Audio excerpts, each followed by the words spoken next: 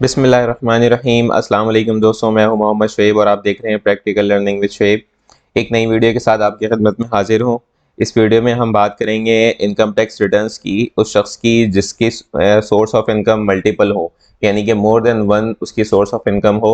अगर source of income का आपको नहीं पता कि कितने टाइप्स की होती हैं तो उसकी वीडियो मैं ऑलरेडी बना चुका हूँ, इसका लिंक मैं डिस्क्रिप्शन में दे दूंगा आपको और आप वहाँ से भी उसको देख सकते हैं। मल्टीपल सोर्स ऑफ इनकम अगर एक शख्स की हो तो उसके रिटर्न्स को कैसे फाइल करते हैं और उसके ऊपर टैक्स जो है वो कौन सा अप्लाई होगा। अगर उसकी सैलरी से भी इनकम है और उसके बिजनेस से भी इनकम है, इसी तरह अगर उसकी इनकम रेंटल इनकम भी उसकी है, यानी कि मोर देन वन अगर सोर्स ऑफ इनकम उसकी बन रही है तो उसके रिटर्न्स को कैसे फाइल करेंगे, उसके ऊपर टैक्सेस क्या अप्लाई होते हैं, इस चीज़ को हम सीखेंगे। तो वीडियो को कंटिन्यू करते हैं और सीखते हैं आयरिस के अंदर आके कि उसके रिटर्न्स को कैसे फाइल करते हैं। उससे पहले अगर आपने चैनल को सब्सक्राइब नहीं किया तो आप चैनल को लाइक करें, सब्सक्राइब करें और बेल आइकन का बटन प्रेस कर दें। चलिए कंटिन्यू करते हैं।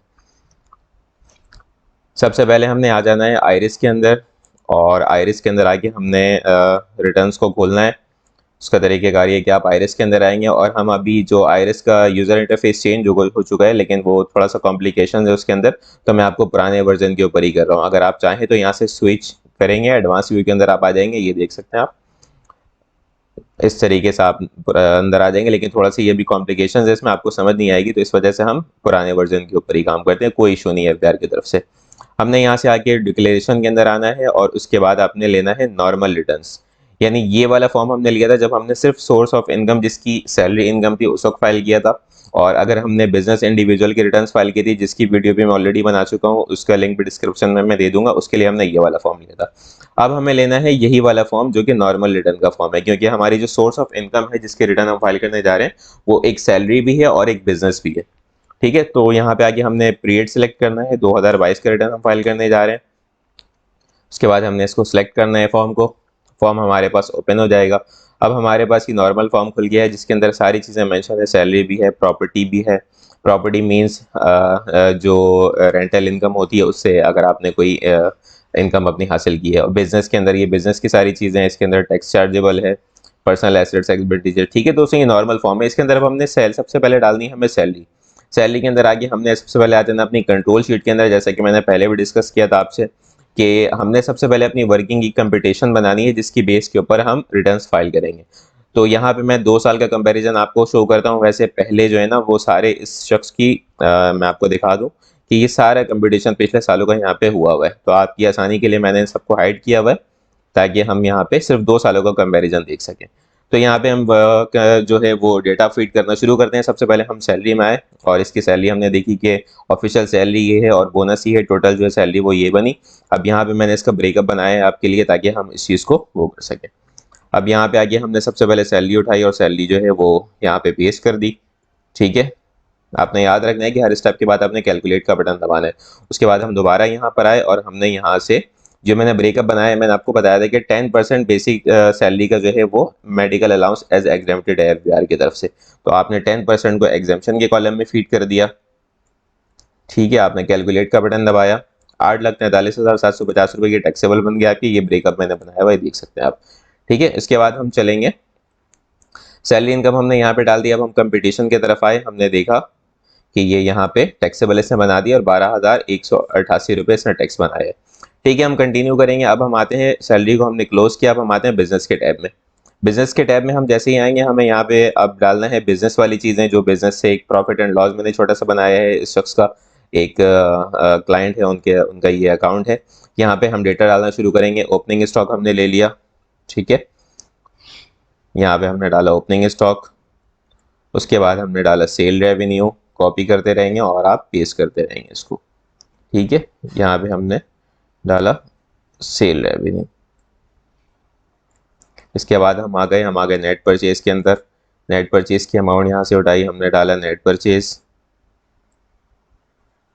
यहाँ से हमने ले लिया क्लोजिंग स्टॉक।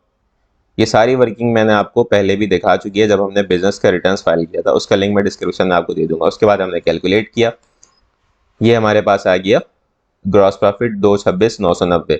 इसको आप क्रॉस चेक कर सकते हैं, 226,990 का ग्रॉस प्रॉफिट आ गया इनका। अब हम आ जाएंगे management administrative and selling financial expenses के अंदर। यहाँ पे हमने वन बाय वन जो भी एक्सपेंसेस आपसे रेलेवेंट है उनको आपने डाला, क्योंकि इनकी जगह रेंट की है तो रेंट बनता है, इसलिए मैंने ये रेंट के कॉलम में रेंट की अमाउंट फिट कर दी। ठीक है दोस्तों, इसके बाद मैंने कम्युनिकेशन के एक्सपेंसेस डाले यहाँ पे, जो कि कम्युनिकेशन के एक्सपेंसेस जिनके बनते हैं कम्युनिकेशन के हेड के अंदर हमने डाल दिया। इसके बाद हमने डाला repair and maintenance, repair and maintenance भी हमने डाल दिया। स्टेशनरी के एक्सपेंसेस को हमने यहाँ पे फीड किया। वन बाई वन तमाम एक्सपेंसेस जो आपसे रेलेवेंट है, जो आपने डेटा इकट्ठा किया है, आपके बुक्स ऑफ अकाउंट्स में आ रहा है, उसको आपने डाल दिया। 5,000 रुपये जो है प्रोफेशनल चार्जेस यहाँ पे आपने डाल दिया। ठीक है दोस्तों, सारे एक्सपेंसेस डालने के बाद आपने कैलकुलेट किया। आप वन बाई वन भी कैलकुलेट कर सकते हैं और सारे एक्सपेंसेस डालने के बाद भी आप कैलकुलेट कर सकते हैं। यहाँ पे आप देखें अकाउंटिंग प्रॉफिट जो आ गया आपका 1,15,908 का आ गया। ठीक है, इसके बाद आप आए, आपने यहाँ पे बिजनेस के एसेट्स और इक्विटी को आपने डिक्लेयर करना है। अब तो यहाँ पे आप आए और आपने बैलेंस शीट में आए, छोटी सी आपने एक बैलेंस शीट बना ली कि आपका ओपनिंग कैपिटल क्या था, अभी का प्रॉफिट क्या ऐड हुआ और आपका जो है वो कैपिटल इस वक्त क्या है। तो ये कैपिटल आपने उठाया, यहाँ से आपने कैपिटल के टैब में डाल दिया। ठीक है, इसके अलावा बैलेंस शीट आपको शायद पता है कि बराबर होती है, तो आपने एसेट साइड्स की भी चीज़ें ली। आपने क्लोजिंग स्टॉक लिया क्योंकि क्लोजिंग स्टॉक एसेट्स है। यहाँ पे आपने स्टॉक्स के कॉलम में आके क्लोजिंग स्टॉक को डाला। इसके अलावा अदर एसेट्स 64,000 रुपीज़ के आपके बनते थे, 1,14,760 के, उसको आपने यहाँ पे डाल दिया अदर एसेट्स को। ये अदर एसेट्स को मैं एक ही फिगर इसलिए डाल रहा हूँ दोस्तों कि आपकी आसानी के लिए एक ही फिगर आप डाल सकते हैं। अदरवाइज आपके अंदर पास सारी चीज़ें अगर हैं, लैंड है, बिल्डिंग है, प्लांट एंड मशीन है, तो उसको आप अलग अलग भी डाल सकते हैं। ये कैलकुलेट हो गया, टोटल एसेट्स और टोटल लायबिलिटीज़ बराबर हो गए। ये आपका बैलेंस शीट का भी पार्शन भी ये आपके बैलेंस शीट का जो पोर्शन है वो भी फिल हो गया। अब आ जाएंगे पर्सनल एक्सपेंसेस के अंदर। पर्सनल एक्सपेंसेस के अंदर दोस्तों आपने वन बाई वन अगर आप चाहें तो सारी चीज़ें अपनी डाल सकते हैं आप, और अगर आप चाहें तो यहाँ पे अदर हाउस होल्ड एक्सपेंडिचर्स के अंदर पूरे भी डाल सकते हैं, लेकिन हम थोड़ा सा प्रॉपर काम करते हैं, इस वजह से हमने सारे एक्सपेंसेस की डिटेल निकाल के रखी और उनको हम वन बाई वन डालेंगे। व्हीकल मेंटेनेंस यहाँ पे हमने पेस्ट किया। इसके बाद हमने लिया ट्रैवलिंग फॉरेन लोकल, यहाँ पे हमने इसको पेस्ट किया। इसके बाद हम आ गए रेजिडेंस की इलेक्ट्रिसिटी के ऊपर। ये एक्सपेंसेस वो हैं दोस्तों, याद रखिएगा, जो आपके पर्सनल एक्सपेंडिचर हैं जिनका बिजनेस से ताल्लुक नहीं है। जिनका बिजनेस से ताल्लुक था उनको हमने बिजनेस के अंदर मेंशन किया है। इसके अलावा हम आ गए यहाँ पे वाटर के। इसके बाद हम आ गए गैस की कंजम्पशन क्या हुई हमारे घर के अंदर, उसका डाला। उसके बाद हमने डाला टेलीफोनिक एक्सपेंसेस डाल दिए हमने। इसके बाद हम आए और हमने मेडिकल का जो खर्चा हुआ है हमारे पूरे साल के अंदर, वो हमने इसको यहाँ पे मेंशन कर दिया। ठीक है, इसके बाद हमने एजुकेशनल एक्सपेंसेस जो आपके बच्चों की फ़ीस के ऊपर, या आप भी अगर कहीं यूनिवर्सिटी वगैरह में पढ़ रहे हैं तो उसकी फ़ीस भी आप यहाँ पे डाल सकते हैं। फंक्शन गैदरिंग के एक्सपेंसेस यहाँ पे वन बाई वन आपने ये सारे डाल दिए। इसके अलावा जो खर्चे बचे, जो आप जिसका कोई हिसाब नहीं रख सके, तो वो आपने अदर्स में डाल दिया और आपने टोटल यहाँ पे अपने एक्सपेंसेस को दिखा दिया, 8,19,680 रुपये और 8,19,680। ये टैली हो गया दोस्तों। ठीक है, इसके बाद हम आएंगे पर्सनल एसेट्स एंड लायबिलिटीज़ के अंदर। अच्छा, पर्सनल एसेट्स एंड लायबिलिटीज़ के अंदर आप जैसे ही आएंगे तो यहाँ पे पुराने साल का, पिछले साल का जो है वो आपका तमाम जो है जो आपने डिक्लेयर किया हुआ था वो सारी चीज़ों को उठा लेगा ऑटोमेटिक।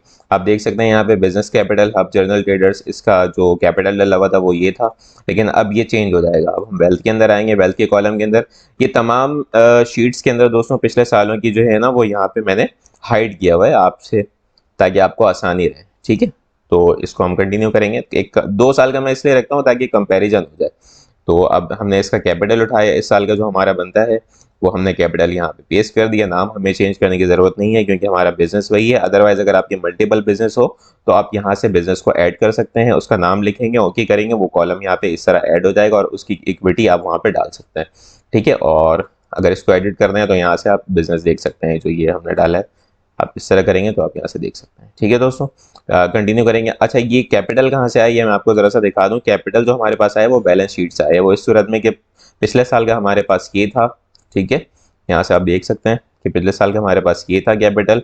इस साल हमने जो प्रॉफिट बिजनेस से कमाया वो एडअप किया तो हमारे पास कैपिटल ये आ गया।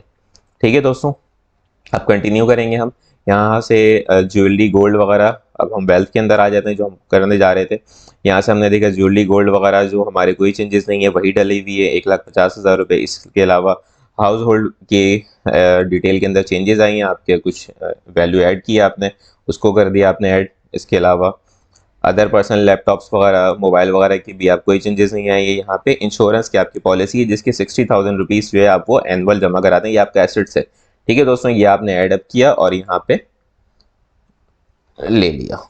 इसके अलावा आप फिर यहाँ पर आए, आपने कैश जो आपके कैश हो या आपके पर्सनल बैंक का जो भी बैलेंसेस हो वो यहाँ पे आपने लेना है उसको। आप कैश इन हैंड के कॉलम में भी कर सकते हैं और अगर आप चाहें तो बैंकों के नाम मेंशन करके अलग अलग उसको जो है वो वहाँ पे डिक्लेयर कर सकते हैं। तो हमने टोटल जो बैंक से पर्सनल और कैश इन हैंड की कंडीशन थी उसको एक कॉलम में लिख दिया कैश इन हैंड के नाम से। ठीक है, इसमें कोई इशू नहीं दोस्तों, आप ये लिख सकते हैं इस तरीके से। इसके बाद हमने कैलकुलेट किया तो हमारे पास आ गया टोटल एसेट्स इनसाइड पाकिस्तान। ठीक है, यहाँ से हमने चेक किया बिल्कुल यही है। उसके बाद जो कुछ क्रेडिट कार्ड्स हैं जो कि लोन बनते हैं, क्योंकि क्रेडिट कार्ड्स के ऊपर लोन होता है, आप पहले यूज़ करते हैं उसके बाद उसकी पेमेंट करते हैं, तो इन्होंने यूज़ की हुई है और 3-4 क्रेडिट कार्ड्स की पेमेंट बन रही है 2,19,062 रुपये। तो इसको हमने यहाँ पे लोन के अंदर मेंशन कर दिया एक ही 2,19,062 रुपये, इसको हमने कैलकुलेट किया। ठीक है दोस्तों, उसके बाद हम आ जाएंगे रिकंसिलेशन के टैब के अंदर। जब हम रिकंसिलेशन के टैब के अंदर आएंगे तो यहाँ पे जो पिछले साल के एसेट्स है वो खुद उठा लेगा और करंट ईयर का अभी ले लेगा। अब हम यहाँ से इनफ्लोज और आउटफ्लोज बराबर करके जो है वो हमने वो करना है। अब यहाँ पे हम आएंगे, हमने जो देखा यहाँ पे कि हमारे जो इनकम इनफ्लो हुई है वो किसने हुई है, तो यहाँ पे हमने देखा कि 10,53,390 रुपये जो है वो इनफ्लो हुई है, जिसमें से हमारा जो टैक्सेबल था वो ये था सैलरी के अगेंस्ट में, और बिजनेस का जो है वो टोटल ये टैक्सेबल था।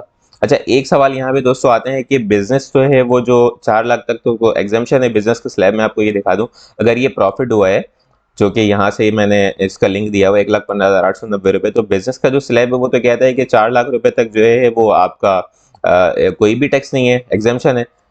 फॉर एग्जांपल हम यहाँ पे डाल के भी देखते हैं मंथली इनकम क्या बन रही है, इसके 12 से डिवाइड किया हमने और यहाँ पे डाला तो देखा कि हमने इस पर कोई टैक्स नहीं बन रहा है, लेकिन इस पर टैक्स बनेगा दोस्तों।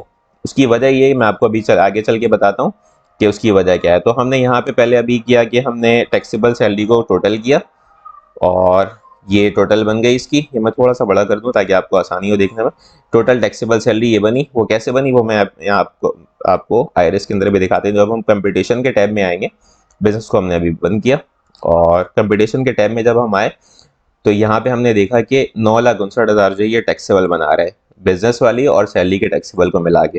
तो यहाँ पे हमने रिकंसिलेशन के अंदर इसको हमने इसको फीड कर दिया, जो कह रहा है income declare return of for the year subject to normal tax, इसके ऊपर नॉर्मल टैक्स कैलकुलेट होगा।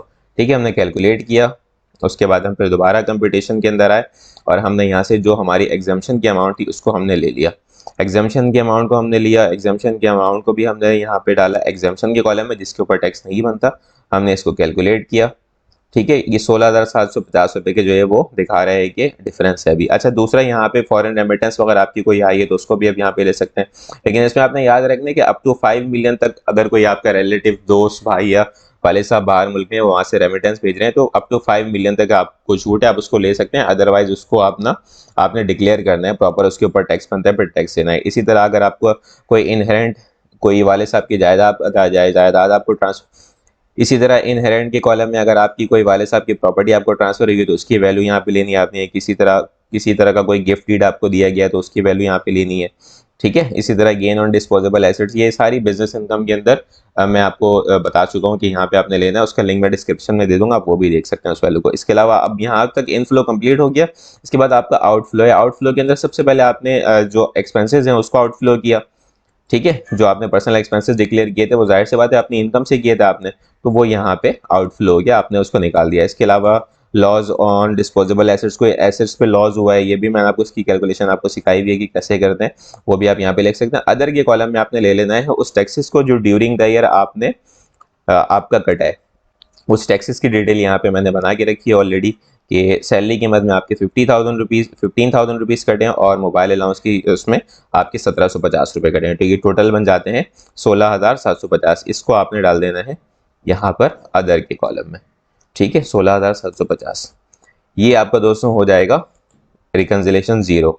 आपने कंप्यूटेशन को सेव करना है। इसके बाद जब आप आएंगे कंप्यूटेशन के अंदर, तो यहाँ पे आप देखेंगे कि आपका टैक्स बन रहा है जनाब 17,982 रुपये, जबकि आपकी सैलरी से इनकम जो हुई है वो हुई है 8,43,750। मैं थोड़ा सा आपको कैलकुलेटर के अंदर में ले आऊँ सैलरी के उसके अंदर, यहाँ पे मैंने लिंक दिया हुआ है कि अगर आपने आपकी टैक्सेबल सैलरी बन रही है 8,43,750 रुपये, तो आप यहाँ पे अगर आके लिखें 8,43,750 और इसको डिवाइड करें आप 12 से। आपने इसको डिवाइड किया, पर मंथ आपकी इनकम बनी क्या 70,312। आपने यहाँ पे अगर फिल किया 70,312 रुपये, तो आपका टैक्स 12,000 रुपये बनता है। लेकिन आपका टैक्स यहाँ पे जो आईआरएस बना रहा है वो आप देख सकते हैं कि ये बना रहा है 17,982 रुपये। उसकी वजह दोस्तों ये है कि आपकी जो इनकम है वो मल्टीपल सोर्स ऑफ इनकम से आई है। जैसे कि मैंने यहाँ पे बताया कि 1,15,000 रुपये पे कोई टैक्स नहीं बनता एनुअल, लेकिन आपकी जब इनकम मल्टीपल हो गई तो उसके अंदर आईआरएस ने आपका सैलरी वाला टैक्स कैलकुलेट किया। यहाँ पे ये देखें आप, ठीक है दोस्तों, टोटल जो आपकी इनकम बनी, यानी कि आपकी सैलरी इनकम बनी टैक्सेबल 8,43,000 एंड बिजनेस इनकम बनी 1,15,000। इसको जब इसने सम किया यहाँ पे तो ये टोटल बना 9,59,730 रुपये। ठीक है, तो 9,59,000 रुपये पे इसने सैलरी वाला टैक्स कैलकुलेट किया। उसकी वजह क्या है? उसकी वजह दोस्तों ये है कि ये सेक्शन जो है हमारा फर्स्ट शेड्यूल का पार्ट 1, जिसके अंदर रेट ऑफ टैक्स को कैलकुलेट किया गया है इनकम टैक्स ऑर्डिनेंस के अंदर, चैप्टर 2 डिवीजन 1। इसके अंदर ये कहता है सेक्शन 1A के कॉलम में कि where the income of an individual chargeable under the head of salary exceeds 75% of his taxable income, the rates of tax to be applied shall be as set out in the following table, namely, जो कि salary वाला है, ये वाला table है, इसके मुताबिक आपका जो है वो टैक्स कैलकुलेट किया जाएगा। ठीक है, अब यहाँ पे हम आते हैं और हमने यहाँ पे जो इन दोनों इनकम को कैलकुलेट करने के बाद जो 9,59,730 रुपये बन रहे हैं, इसको जब हम 12 से डिवाइड करेंगे तो ये हमारी जो है वो पर मंथ इनकम बनेगी 79,790, जिसके ऊपर 17,990 रुपये से अप्लाई किया। ये आप समझ गए दोस्तों। ये जब मल्टीपल सोर्स ऑफ इनकम होगी ना तो उन इनकम का रेशो निकालेंगे। अगर तो सैलरी इनकम 75% से ज्यादा बन रही है, अच्छा इसमें एक चीज आप याद रखें, अगर अगर सैलरी इनकम 75% एग्जैक्ट बनती है तो भी फिर वो जो है वो बिजनेस वाला जो है वो रेट ऑफ टैक्स अप्लाई हो जाएगा, सैलरी वाला नहीं होगा। यानी कि 75% से एक्सीड होना जरूरी है। इसकी परसेंटेज मैं आपको निकाल के दिखाऊं, अगर अगर हमने यहाँ पे बात की कि टोटल इनकम हमारी बनी ये वाली, मैं इसको थोड़ा सा बड़ा कर लूँ आपके आपके आसानी के लिए। टोटल इनकम हमारी ये बनी, टोटल इनकम हमारी बनी ये, और सैलरी से हमारी आई थी ये, और बिजनेस से हमारे आया था ये। तो अब इसकी परसेंटेज क्या बन रही है, इसको हमने डिवाइड किया टोटल इनकम के ऊपर, ठीक है, और हमने इसको मल्टीप्लाई कर दिया 100 से। इसी तरह हमने इसको लिया, इसी तरह हमने इसको लिया और इसको डिवाइड किया टोटल इनकम से और मल्टीप्लाई कर दिया 100 से। यानी कि 87% जो वो सैलरी से बन रही है और 12% जो है वो बन रही है बिजनेस इनकम से। इसी वजह से जब इसने टैक्स कैलकुलेट किया तो सैलरी इनकम आपकी टोटल इनकम की मोर देन 75% बन रही है। ठीक है दोस्तों, तो इसने जो टैक्स अप्लाई किया है वो सैलरी वाला अप्लाई किया है। अगर अगर तो इसकी सैलरी इनकम हो जाती 1,15,890 रुपये, 1,15,980, और ये बन जाती है आपकी 8,43,500, तो फिर हो जाता रिवर्स। फिर हो जाता है कि सैलरी से जो इनकम हुई है वो 12% हुई है और बिजनेस से जो इनकम हुई है वो 87% हुई है। तो अब जो है वो टैक्स जब आपका लेस देन 75% होता तो उसको रेट ऑफ टैक्स जो है वो बिजनेस वाला अप्लाई कर देता है। इसकी मैं आपको मिसाल भी दिखा देता हूँ। हम आईआरएस के अंदर आते हैं और आईआरएस के अंदर हमने सैलरी के अंदर ले लिया, हमने इसको मिटाया और हमने ले लिया 4,37,500। ठीक है दोस्तों, यहाँ पे हम आ गए, हमने ले लिया 4,37,500। तो अब जो है हम कंपटीशन के अंदर जब आएंगे तो इसने देखें टैक्स कैलकुलेट जो किया है वो किया है 2,982। ये कौन सा टैक्स कैलकुलेट किया है इसने? ये बिजनेस वाला किया है। ये मैं आपको दिखा देता हूँ। टोटल इनकम बन रही है 4,59,640 रुपये। हम यहाँ पे कंपटीशन के अंदर आते हैं, बिजनेस स्लैब के अंदर आते हैं और लिखते हैं यहाँ पे 4,59,660, इसको सॉरी 4,59,660, इसको हमने डिवाइड किया 12 से, अपनी सॉरी, इसको हमने डिवाइड किया 12 से, इसको पर मंथ इनकम बनाने के लिए 38,305 रुपये बने। ये देखें दोस्तों, पर मंथ हमने जैसे ही यहाँ पे इनकम डाले बिजनेस इंडिविजुअल के, हमने उसके अंदर कैलकुलेटर के अंदर, तो ये इसने टैक्स क्या बनाया, 2983 रुपये। आयरिस के अंदर भी आप देख सकते हैं इसने टैक्स क्या बनाया, 2983। यानी कि ये सेक्शन हमारा ये कहता है कि जैसे ही अगर मल्टीपल इनकम किसी पर्सन की हो और उसकी सैलरी इनकम जो है वो मोर देन 75% अगर हो उस इनकम के अंदर, टोटल इनकम के अंदर, तो जो टैक्स अप्लाई होगा वो सैलरी वाला अप्लाई होगा। ठीक है, तो इस सेक्शन के तहत जो यहाँ पे आयरिस ने टैक्स कैलकुलेट किया, वो टैक्स कैलकुलेट जो किया है वो किया है सैलरी वाला। तो यानी कि इस सूरत में आपके जो बिजनेस इनकम 1,15,000 रुपए की यहाँ पे बन रही है, ये वाली बिजनेस इनकम, ये भी टैक्सेबल होगी, लेकिन इस पे रेट जो कौन सा अप्लाई होगा वो सैलरी के साथ मर्ज होकर सैलरी वाला टैक्स अप्लाई होगा। ठीक है, तो अब वीडियो को कंटिन्यू करते हैं और यहाँ पे हम लेते हैं 8,43,500। हमने दोबारा इसको डाल दिया और नहीं, टोटल जो हमारी इनकम थी सैलरी की वो हमने डाला 9,37,500, 9,37,500। ठीक है, यहाँ पे हमने आगे दोबारा कंपटीशन में आके हम चेक कर लेते हैं। यहाँ पे हमने देखा कि 17,982 रुपये बना रहा है, जो कि मैं आपको सैलरी के स्लैब के अंदर दिखा दूं कि यहाँ पे 17,982 रुपये बना रहा है। वो कैसे बना रहा है दोस्तों, वो इसी तरह कि 8 लाख जो आपकी सैलरी की इनकम हुई टैक्सेबल जो बनी 8,43,750, और बिजनेस की इनकम हुई 1,15,890।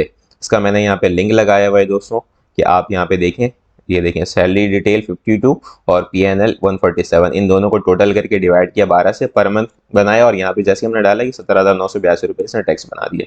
इसको हमने कैलकुलेट किया। अब ये इसके अंदर आ गया कि हमारा ये जो है वो पेबल आ रहा है, लेकिन हमने यहाँ पे अभी तक टैक्स अपने एडजस्ट नहीं किया, तो अब हम आ जाएंगे एडजस्ट टैक्स के अंदर। एडजस्ट टैक्स के अंदर आ जाएंगे। हमने यहाँ पे देखना है कि हमारा जो एडवांस टैक्स है वो ऑलरेडी कट चुका है, तो वो कहाँ कहाँ कट चुका है उसको हमने एडजस्ट करना है। यहाँ पे हमारे देखिए हमने सैलरी की डिडक्शन हुई है 149 के सेक्शन में 15,000 रुपये की, तो हमने यहाँ पे देखा सेक्शन सैलरी का, salary of employees under section 149, ये हमने डाला यहाँ पे 15,000 रुपये। ठीक है दोस्तों, इसको हमने एडजस्ट कर दिया। इसके अलावा जो हमारी डिडक्शन हुई है एडवांस टैक्स की, वो एक हमारी जैज़ की सिम के ऊपर हुई है 1,750 रुपये। तो यहाँ से हमने इस सिम का नंबर लिया और हम यहाँ पर आए और हमने देखा कि मोबाइल की सेलुलर फ़ोन की अंडर सेक्शन 236A के अंदर हमने यहाँ पे ऐड किया। यहाँ पे हमने लिखा जैज़, यहाँ पे हमने डाला इसका नंबर और हमने ओके किया, और जो टैक्स इसका कटा है 1,750 रुपये विथ होल्डिंग की अमाउंट यहाँ पे हमने डाल दी। इसके बाद कैलकुलेट किया तो पता चला कि हमने ऑलरेडी 16,750 रुपये डिडक्शन करवा दिया। दोबारा हम कंपटीशन के अंदर आएंगे और हमने यहाँ पे देखा कि हमने ये एडजस्ट करा दिया 1,232 रुपये जो ये टैक्सेबल एडमिटेड बना है, इसका आपने चालान बनाना है, और चालान बनाने के बाद आपने आगे चालान को यहाँ से आपने पेमेंट के टैब के अंदर आके आपने यहाँ से जब चालान आप जमा बनाएंगे और जमा कर देंगे तो यहाँ से आप उसको ले सकते हैं। चालान कैसे बनाना है और उसके बाद रिटर्न को कैसे फाइल करना है, इसकी वीडियो मैं ऑलरेडी बना चुका हूँ, डिस्क्रिप्शन में उसका लिंक भी दे दूंगा और आप आई बटन के अंदर भी उसका लिंक देख सकते हैं। यहाँ से आगे अपने चालान को उठाना है, अपने जमा कराना है, और वेरीफाई करने के बाद वेरीफाई आप करेंगे। उसके बाद एट्रीब्यूट के अंदर आके आपने एक जस्ट फॉर फॉर्मेलिटी यहाँ पे एक अपनी जो बिजनेस से रिलेटेड है उसको, फॉर एग्जाम्पल अगर आप ट्रेडर हैं तो आपने ट्रेडर को सर्च करना है और जिस चीज़ के आप ट्रेडर हैं वो ले लेना है, अदरवाइज आपने अदर का उठा लेना है और इसको सेव करके आपने सबमिट करा देना है। ठीक है दोस्तों, यहाँ पे एक चीज़ ये हो गई, लेकिन लास्ट में आपने एक काम जरूर करना है जो कि मैंने आपको पहले भी बताया था कि आपने जो यहाँ पे अपने पर्सनल एक्सपेंसेस के अंदर में एजुकेशन की फीस डिक्लेयर की है, ठीक है, इसको आपने इसके ऊपर अलाउंस लेना है, इसके ऊपर आपने अपने जो टैक्स बना है उसको डिडक्ट करवाना है। वो आपने इस तरह करना है कि आपने टैक्स चार्जेबल के कॉलम में आके डिडक्टेबल अलाउंस के अंदर आना है और यहाँ पे उस पैसों को डालना है। ठीक है, उसके बाद आपने कितने बच्चों की फीस जो दी है उसके अंदर ये मैंने कैलकुलेशन उसकी की हुई थी, देखें यहाँ पे 4 बच्चों की केस में, तो आपने यहाँ पे लिखना है 4। इन 4 बच्चों की फीस आपने जो जमा कराई इसके ऊपर आपको कुछ ना कुछ रिलीफ मिल जाएगा।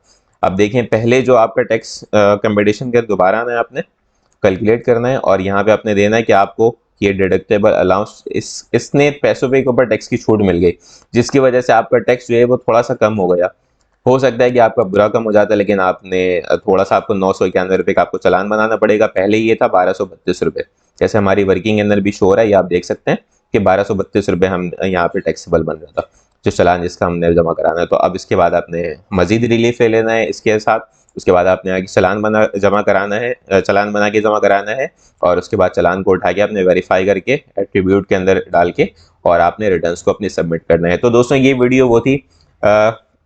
ये वो वीडियो थी जिसके अंदर हमने बात की एक इनकम टैक्स रिटर्न्स उस शख्स की जिसकी सोर्स ऑफ इनकम जो है वो मल्टीपल हो, यानी कि वो बिजनेस भी करता हो और उसकी जॉब भी चल रही हो, और इसकी जो इनकम आती हो वो बिजनेस से भी आती हो और उसकी इनकम जो है वो सैलरी से भी आती हो। इसके अंदर हमने एक चीज़ ये सीखी कि अगर एक शख्स की सोर्स ऑफ इनकम जो है वो मल्टीपल हो तो उसके ऊपर टैक्स कौन सा अप्लाई होगा। तो उसके लिए हमें पता ये चला कि इनकम टैक्स ऑर्डिनेंस का फर्स्ट शेड्यूल पार्ट 1 जिसके अंदर रेट ऑफ टैक्सेस की बात है, उसका चैप्टर 2 के डिवीजन 1 का कॉलम A1 ये कहता है कि उस शख्स की इनकम अगर टोटल इनकम की मोर देन 75% हो तो वो सैलरी इनकम के टैक्स के मुताबिक उसने टैक्स अदा करना है।